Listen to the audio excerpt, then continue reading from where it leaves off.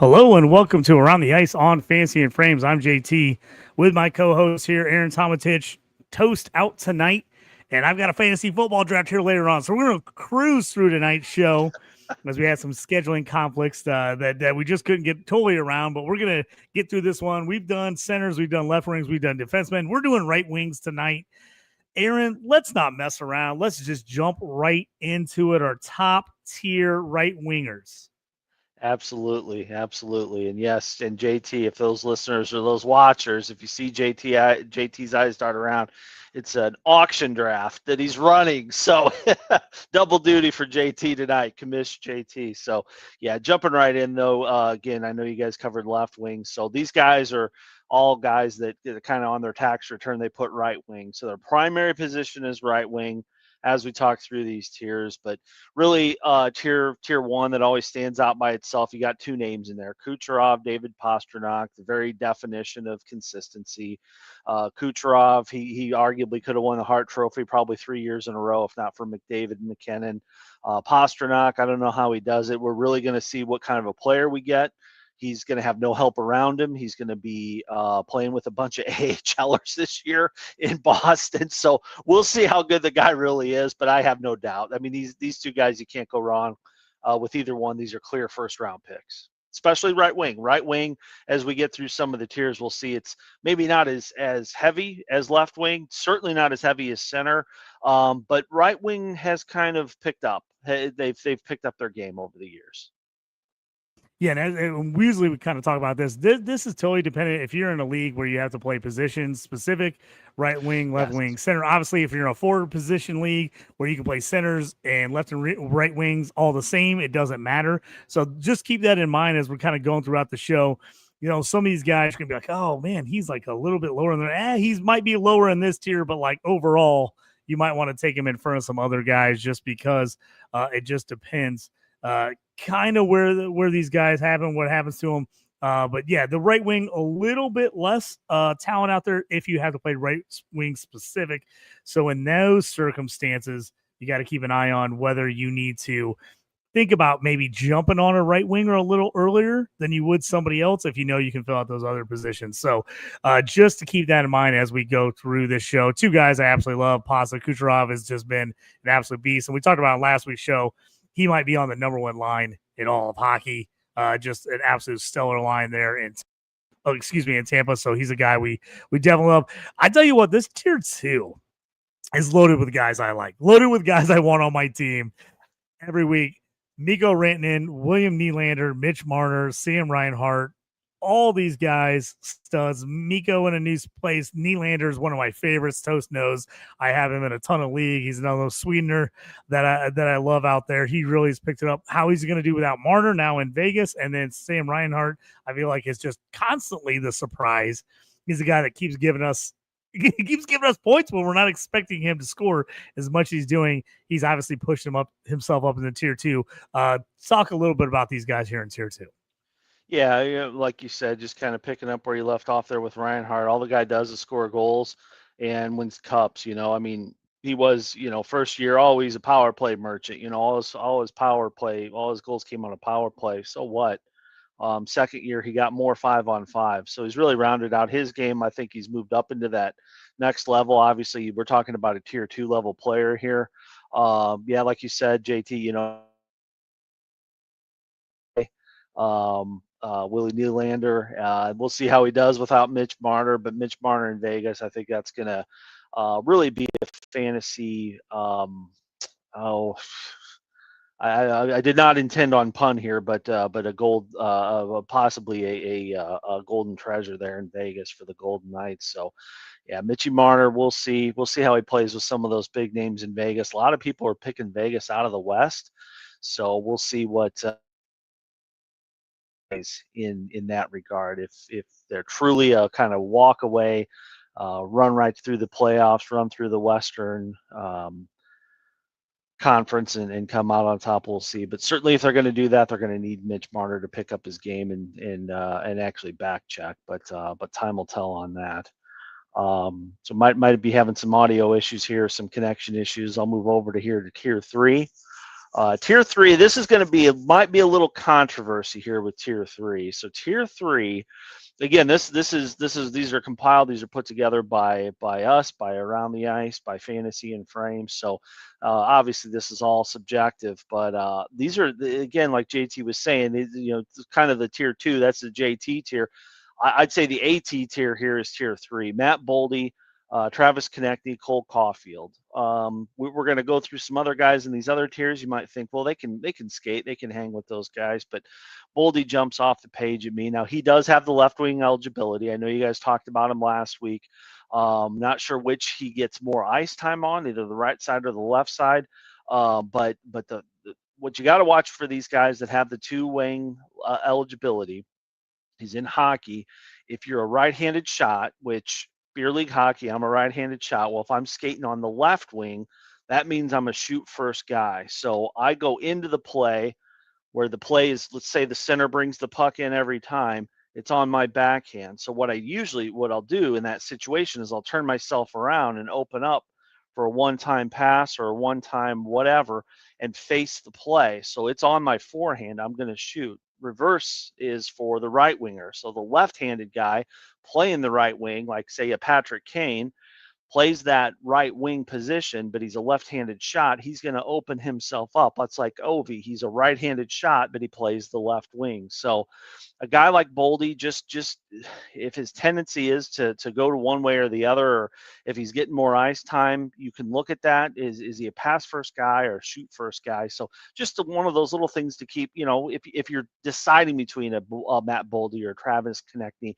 some of that little just intel to maybe, if you're newer to the game, just take a look at that. Is he playing on the off wing? In other words, is the way he shoots, is that the opposite of what his position is? Again, I think the classic example, as I mentioned before, is Patrick Kane, where he made a living in Ovechkin, or the greatest goal scorer who ever lived. Cole Caulfield, again, we've talked to Montreal to death. You would think we're all Habs fans, but they're the team on the rise. Everybody's loving them. I think they've got it together. They've certainly done the break it all down, rebuild it. Got some talent in the pipeline. Have had some high draft picks. This guy is he bleeds red. He's right player for the right team. Smaller guy, shifty guy. You can't hit him, can't get a beat on him, but definitely you can argue he hasn't quite made it to this higher tier, but I would argue against it and say that he's still on the rise. There's still more to see out of Cole Caulfield. I agree with you. I like Caulfield. As that team improves, I think he's going to improve. Sometimes you get these guys with just such high expectations off the bat, and the team's not good around them. It's like that. You're like, there's only so much they could do. I mean, the team sucks. So as they keep getting better, I think he's going to keep improving. He's a guy, I think tier 3, I think is a good spot for him. Kind of guy you want to look at maybe in that third round. I think it's a good spot. And like I said, Canadians are getting better. So I think that's going to just help him hit his kind of potential. So I like that. Boldy, a great guy. Konechny, Philly, they just got to figure it out. Ton of young talent. But obviously, he's a guy that is one of those guys that can take it over there. Tier 4, we got Adrian Kepi, Seth Jarvis, and Dylan Guenther. These are 3 guys. I know, like, diehard hockey guys are all over these guys, but I think these are 3 guys that in a regular redraft league, in some dynasty leagues, they maybe slip a little bit, especially if you're not in a right wing only have to start league. People kind of think about the centers and the left wings, and these guys drop. So if you're in that type of league, I think you can get decent value. We have like a round 3-4 grade on them, but I could see all 3 of these guys dropping a little farther, even though I don't think they should. Yeah. And the guy I'll highlight here, Dylan Guenther. Again, on this pod, we've talked about this guy a lot. Had a really hot start, had a little bit of the injury bug last year, missed some time, but I think this guy's 75 points this year. I'm really high on him. He spends most of his time, if not all of his time, on that right side. And again, he's a left-handed shot, right wing, so he's the shoot first kind of guy. A lot of people talk about the deceptive shot that he has as well. The Austin Matthews, Connor Bedard, those guys that he changes the angle tough for a goalie to pick up. That just translates into goals. So, but to your point, JT, that guy I see more than anything, and in all the mock drafts we're doing, this guy's slipping. So just mark him, put him in your queue. Look at him in maybe round 4 or beyond in a redraft league where it's not a banger. He's not going to get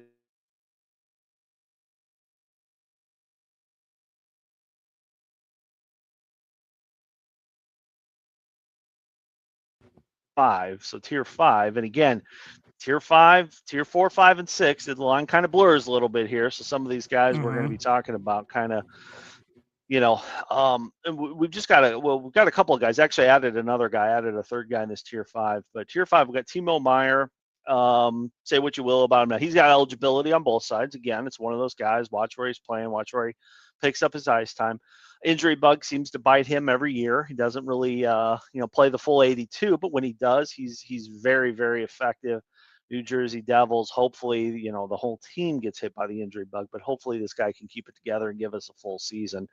We got Jordan Kyrou on our hated Blues, but this guy's just the definition of consistency. He's in 70 points for the past 4 years consecutively. So you want that solid, just what you're going to get out of him.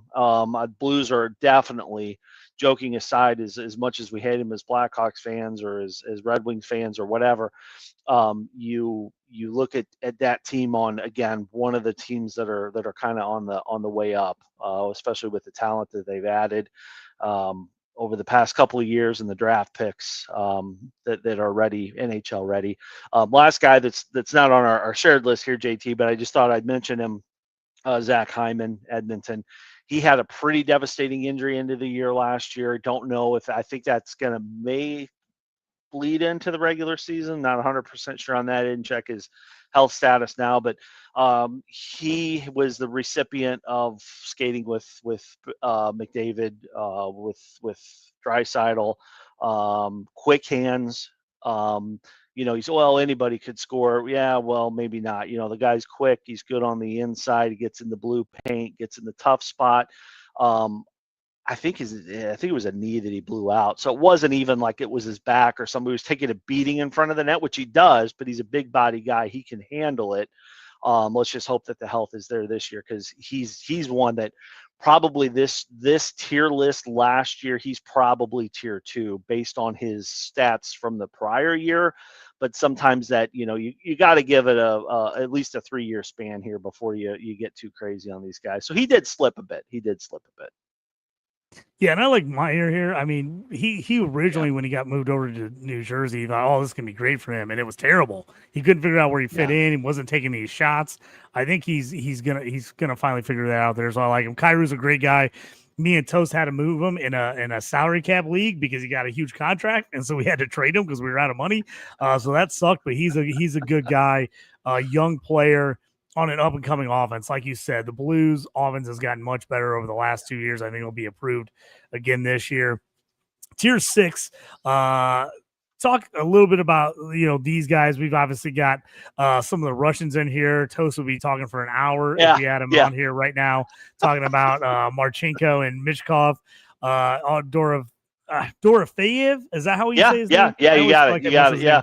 I know Toast just went nuts about him on the Left Wing show, how much he loves him and is all over him. So all these guys, young, improving guys.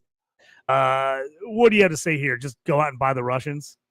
Yeah, the Red Army. I mean, again, we're now at this point, we're at tier 6, but you could probably argue a tier 5 for these guys. I mean, again, Russians are they learned the game a different way than all. I mean, I guess you could say that about anybody. I'd say Canadians and Americans, since we share a border and pretty open border, I'd say with, most of the training camps and those types of things are very, very similar in how the game is taught. But in Europe, especially, then you talk about the former Soviet Union, like that Iron Curtain, it was totally different. It was like, 10 years of you get a puck as soon as you get on the ice, where in the States and some of the Western European countries, or even Scandinavian countries, you don't get a puck till year 2 or whatever. So Russians, they teach the game a different way. It's the same game a lot of today's modern game has been innovated in Russia. So you give these guys all the credit in the world. Again, we have we've already mentioned him about 1 million times. We'll mention him in 1 million more, but best goal scorer in the world is Russian. So yeah, it just happened to work out that all three of these guys. But Dorofeyev, I'll say this: I'm going to put all my chips in his corner. I'm going to write. I think this guy can't miss this year. He's going to be with two elite passers, high octane offense, uh, great super defense, shutdown defense. I can't say enough. I'm really excited to watch this guy go in. And actually, the last thing I'll mention here, though, of course, like you said, JT, we got Kirill Marchenko, Columbus Blue Jackets, and of course Michkov in Philly. That he's going to be playing with Zegras. I mean, these guys are just going to be dazzling everybody out there with their puck skills. But with Dorofeyev, you had mentioned you ran out of cap money. I actually, in our keeper league, I traded Cutter Gauthier, who is his Ducks. He showed great promise. He has a lot of hype to live up to, but I traded 1-for-1 for Pavel Dorofeyev for Cutter Gauthier, which, so what were you thinking? It's a dynasty move, but that's how much it just proves that I back up the words that I'm saying now, that I have all the confidence in the world that this guy gets to the next level. It's crazy. I'd say 45 goals. I don't know. Yeah, I think it's a great spot for all these guys, 5th round. But if I'm in a dynasty or a keeper league, I might be looking at these guys just a hair earlier. I would want all these guys in a dynasty league big time. If you get a keeper league and where you get them in the round you drafted them in, these guys could make that next jump. So I definitely think keeper league, dynasty league, all three of these Russian players are guys that would jump up my board.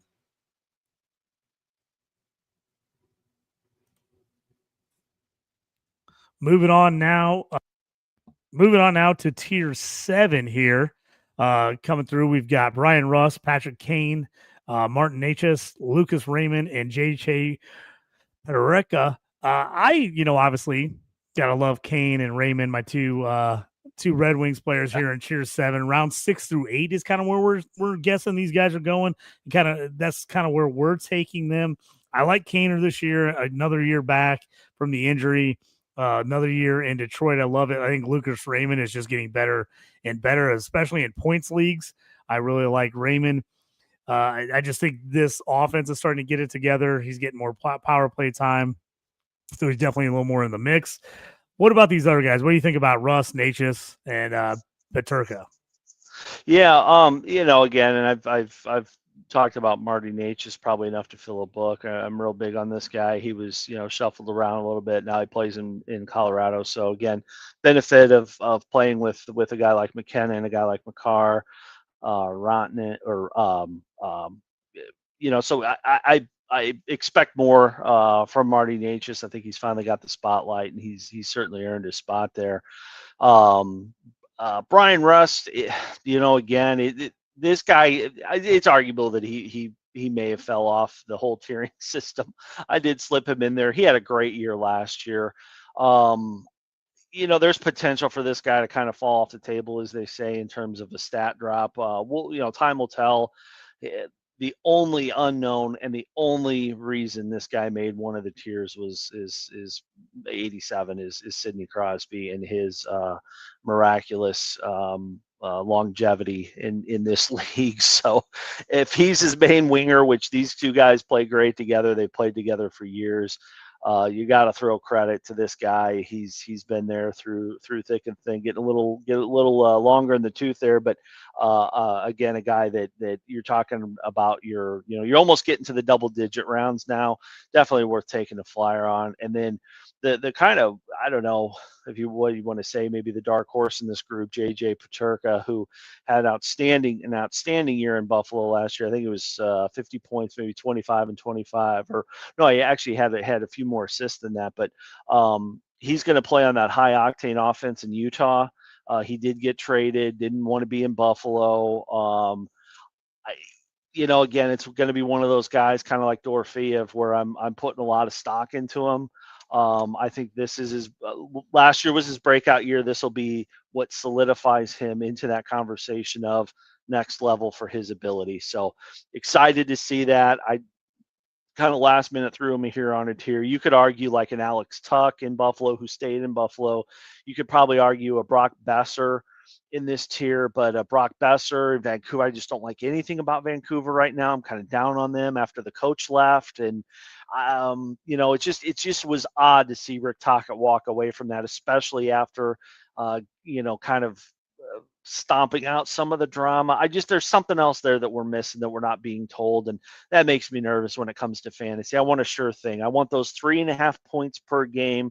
And right now I think you're gambling a little bit outside, of course, Quinn Hughes, don't worry about him. But Brock Besser, again, it's somebody I thought about, and then I ended up bumping him off the list. But I think you could maybe argue a spot for that guy, or again, Alex Tuck in that situation. Yeah, I agree with you. I like your analysis on that as well. There's a big group of guys kind of here in this honorable mention, which is kind of our round 6 to 10-ish. Some guys in there. Carolina's a team we always talk about. It's a little hard sometimes to grab their guys with the type of offense they run, but they've got a couple guys in this group with Svechnikov and Ehlers. Two guys that if you're waiting on Carolina players because they're not going to give you a ton of points, you still got to take these guys because they're talented and they're on a good team. But you feel like this is a better spot to maybe wait on those guys and grab them here somewhere between round 6 and 10. Yeah. And the two guys you just mentioned there, JT, on the Carolina, they're going to have the eligibility of both right and left wing. So that, again, that gives, so if you like JT said, if you're in a league that matters, then these guys are definitely at the very least an honorable mention. Probably might even put up into the tiers because of the eligibility of the two positions. If it's forwards, don't sweat it. Put these guys at the end of your queue. If you snag them in even beyond round 10, to be quite honest. They're not the offensive juggernauts we've seen or we've talked about before, but they're no slouches either. Ehlers is he played great in Winnipeg. There's just too much unknown. I don't know how he'll adjust to that system in Carolina. We'll find out all at the same time. We'll find out this year. So we'll see on those two. Yeah. Anybody else we want to kind of bring up and talk about here in this honorable mention? I know we've got a couple guys out there. Ivan Demidov, another Russian guy we love. Mark Stone, Tyson Forrester. Any kind of sleepers? Tom Wilson, maybe, especially in a bangers league, is a guy you want to be looking at in this area. Yeah, I mean, well, if we're talking bangers, we're probably looking at tier 2, maybe even tier 1 for Tom Wilson. The guy just doesn't slow down. There was a really good interview today on Spittin' Chicklets. They had TJ Oshie on, and he tells some kind of behind-the-scenes story on Tom Wilson. So sounds like, he may be hated by some other teams, but he's a good locker room guy. So, yeah, he feels like the league, guy that you would absolutely love it to have him on your team, but oh my god, the second he switched teams, you'd be like, I hate that freaking guy. Yeah, he seems like the guy that would just drive everybody crazy on the other team. But man, if he's your bully, you really like him. He's like, you like him when he's on your team. You're like, glad guy's on my side. He's not coming after me. So I can absolutely believe that. Well, remember in the playoffs, they would play in Montreal, and he was thrashing those guys around on the bench. He was fighting on the bench, and it's just crazy, this guy. And then he does interviews and stuff. So it's like, okay, well, maybe he's a chill guy. He just got his wires crossed. Well, when he does his interviews, like, he definitely has a screw loose. Like, he's very serious with it. Well, yeah, I had to do that. He's like, oh my, no, this guy's legit. He's legit crazy. So 100%. Guy that you'd want in your room, and not on the other side of the arena or on the other bench. You'd hate to see that guy looking at you. But yeah, then you mentioned, of course, Ivan Demidov. Here we go, talk about Russians again without Toast here, but it'll just be a lot of fun to watch him. Can't quite tier him yet. He hasn't had enough games, but who knows, maybe by 15 games, the dude's got like 10 tucks or 15 tucks, and then we'll be like, oh my God, this guy's a tier 2 right winger. We'll see. Another real quick, Slavkovsky, also in Montreal. Here we go again with Montreal, but he's a bigger body guy. He's kind of goes between center and right wing. Montreal's going to be pretty top heavy. Top 6 are going to be pretty talented. Slavkovsky, he keeps getting better. Now he came out as the 1-1 pick and underwhelmed, and he has slowly picked it up. I would compare his maybe trajectory towards like an Alex Lafayette out of New York, or maybe somebody that was picked a little bit higher, that it's taken a little bit of time for him to kind of, get his game going, feel it out, see how the team reacts around him. And last guy I mentioned right here, I just like to take a shit on him, but Mark Stone, I'm over this guy. Like I don't know. It's like I just can't stand the goal celebrations when he holds the stick to back. And maybe some of you out there like that. Okay, fine. I don't know. He's that guy it just it just burns annoys you. me. You're like, It just the annoys stuff he me. does annoys me. Oh, because he's certainly his numbers. And again, he's had a long career. His numbers deserve a higher tier outside of an honorable mention. So I'll at least fit him in the honorable mention, but only just to say I'm so tired of looking at this guy, and I'm so tired I'm tired of Vegas' success. They're too new, and to already win a cup. And again, like I was saying before, I think when we were having some of the audio issues, a lot of people are picking Vegas out of the West. I can't stand it. So this guy just if you draft him, fine, draft him. But if I am in a league with you, with a listener, and you have Mark Stone, I'm gonna really try to beat you. I'm gonna try to beat you really bad every time we play, because I can't stand him. But it is what it is. It's all about fun. It's all about winning money. Yeah, and sometimes you just gotta take the guys you like. Sometimes I'll draft guys I like, and there's other guys I'm like, they would absolutely positively have to fall to me in some crazy round for me to take, because I just can't stand them. So that's fine. Yeah, that's also part of the joy of playing fantasy sports. It's good. As we close up the show, like I said, we got an early one here. We're only doing 30-minute show tonight, where the right wingers are a little less than everywhere else. Plus, no toast to talk us for 30 minutes about the Russians. And I got a fantasy auction draft I got to run. So all those things combined to us doing a 30-minute show instead of an hour show tonight. Any kind of sleepers, anybody you're looking at as maybe a possible guy, if somebody's in a dynasty, like a keeper league where you keep 2 or 3 guys, you can draft them late and hold them. Anybody stand out to you in this group or no?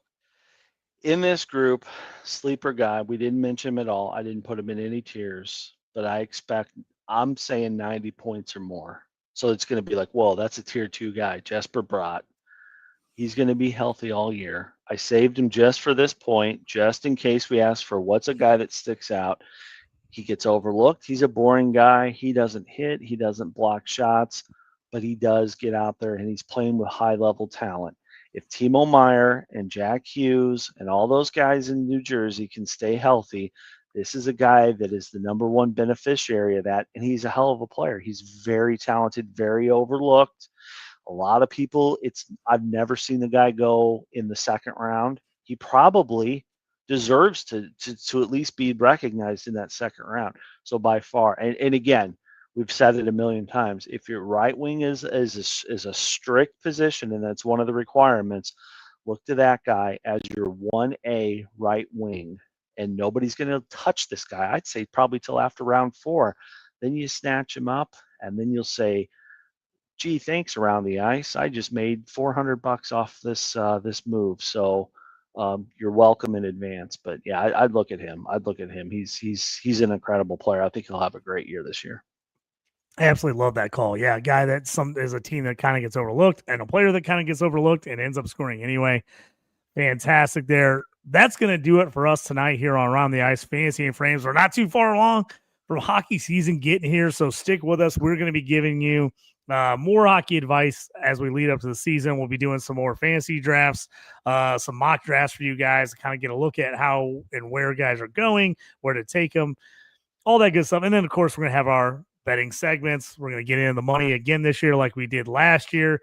We went on a crazy run for a while there, slowed down near the end of the year, but man, we had a run for about a month and a half there. But that will do it for us. Check us out every Tuesday night, 9:30 Eastern Time, 8:30 Central on Around the Ice on Fantasy and Frames YouTube channel, or check us out wherever you listen to podcasts the next day. Thanks, everybody. We'll check you next time.